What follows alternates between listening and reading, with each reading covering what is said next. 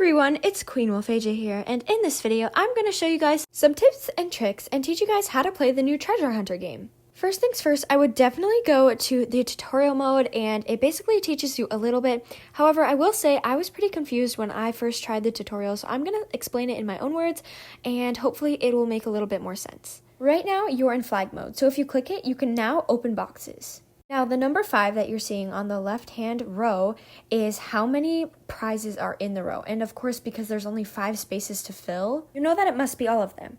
Now, here's another part that gets really confusing. The 4 could be these 4 or these 4. So how do you know? Now, I think that this example on the tutorial is kind of confusing because it makes it seem as if the number of prizes will always just start in the beginning of the row. So as I said, the 4 could be either of those 4, so why is it the front 4?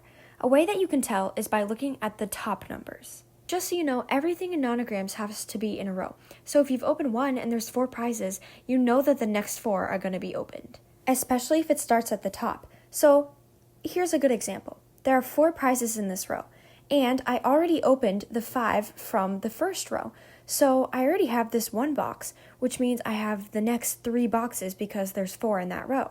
Everything in Nonagrams will also add up to each other, so it will never work for one spot and not the other, unless of course you do it wrong. But what I mean by this is that there is always a solution. Let me show you something else. Since we already got the 5, which led to the first one of the 3, there can't be any more boxes above 3 because there are none we can see with our eyes.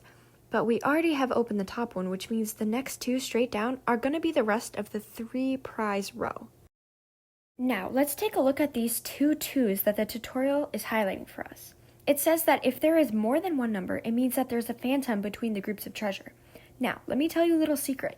It doesn't always mean one block. There could be multiple blocks between. However, in this case, there are only 5 boxes in the row, and we know that 4 need to be opened. So it'll be equal. It'll be 2 in the front and 2 in the back. And the middle one, we cannot open.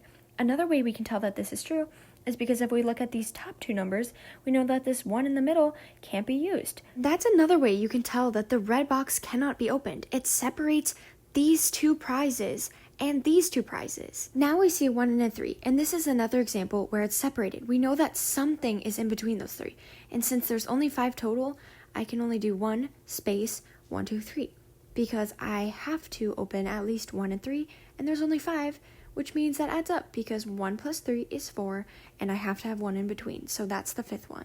On the harder levels, it doesn't always perfectly add up to be enough room for 5 spaces, so you have to find out more about the puzzle before moving on. As you can see, I've already started flagging. This is called flag mode, and you can mark the boxes that you know you can't open already. I already showed you why this one doesn't work, and this one doesn't work because you've already opened all 4. This one doesn't work because you know it has to be in the middle. You've already opened these 3, so you can mark these 2 as unopenable. You've already gotten all 4 prizes in this row, so you know that this one won't work. And in this one, you've already opened 1 and 2, and there's a gap, so you know that it can't be this one. And because you've already opened 2, it obviously can't be 3 prizes, so you have to mark this one too. And you're left with a row, and you know that you have to get 1, and obviously because you've already flagged this other one, it has to be this one.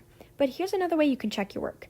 See, you have 2 prizes open, 1 space, and only 1 prize open, which means that the last one you can open is this one because you need 2 prizes in this row too.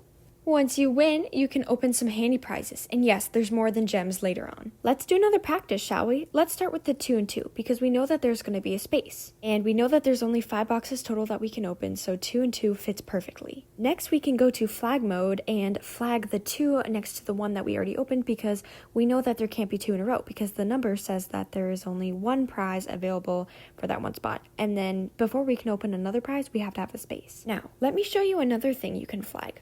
Right here, because this row says 2 prizes, and we can't fit 2 prizes in 1 space, so we have to mark it. But, oh look, we can open the 3s, because there's only 3 boxes left, and we haven't opened anything, so boom, those 3. We can also mark this spot, because we've already opened 2 at the bottom. And because we've marked that, we can open the 2 above it, because that's the only 2 spaces left. And opening the 1 above it gives us the 3, so we can mark the rest of the 2, we can mark the last one. We already have 1 here, so we know that the last one is up here because I need to fill the top row. And then this one has to be the last one because it's the last one.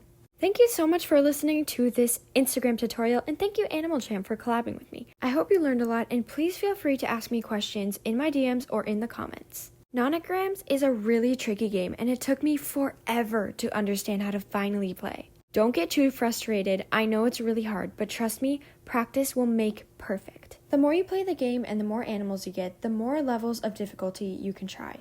So keep playing and keep jamming. Thanks for watching. Queen out.